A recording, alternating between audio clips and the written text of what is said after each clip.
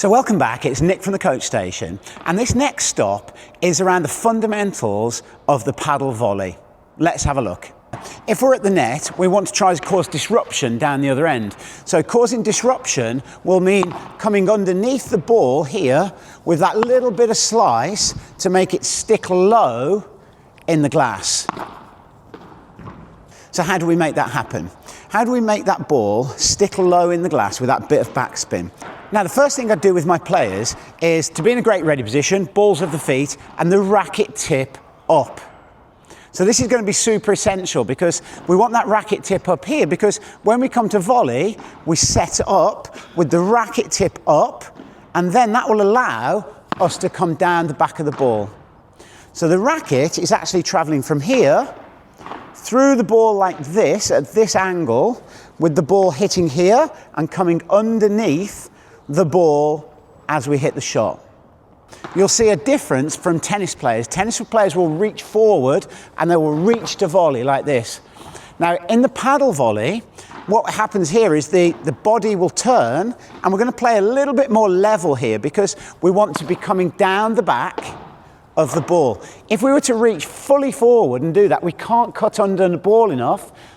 But if we have it here to the side, then we can cut under the ball from this position in a much better way.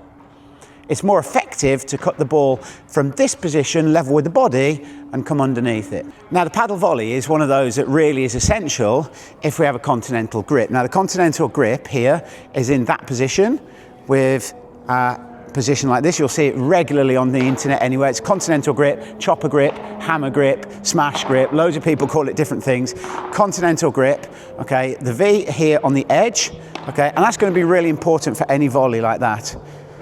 Our hand goes on the throat here, so thumb and fingers in this position, which will allow us then ready to do a backhand if we need it. But that's the starting position that we're after. So we would really encourage all our players to get to here, not there, not here, not like this, but just straight up in the air like that. So let's have a look at some footwork here. Now, if the ball's coming directly towards you, then you're going to need to bring your right foot back to be able to create the room to the side of the ball that you need. So if it comes straight in, this comes all the way back, and then you can still play the ball to the side of you. Now, if the ball was to go and it's be out here, to more to the, in front of me to the side on the right, then I could just step forward into it. If it was much further wide, I'd go right first and then left, okay, which would give me the most efficient footwork to get to that wider ball. So it's important that you understand that firstly you've got to give space, we've got to turn the upper body, but the footwork needs to match whereabouts exactly you are on the court. So I would throw the ball to my players directly, see if they could move their foot to the side.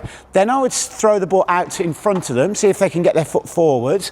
And then finally, I would see if I could get them to go out wider and see if they could transfer right to left on the forehand, being a right-handed player. Now, that's not always going to be the case. You're not always going to be able to transfer the weight through into the ball.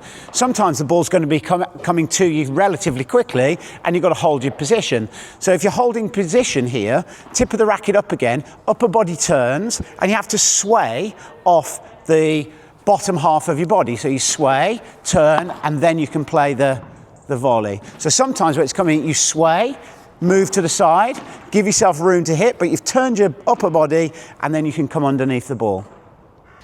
And that's it, we've reached the end of the stop here.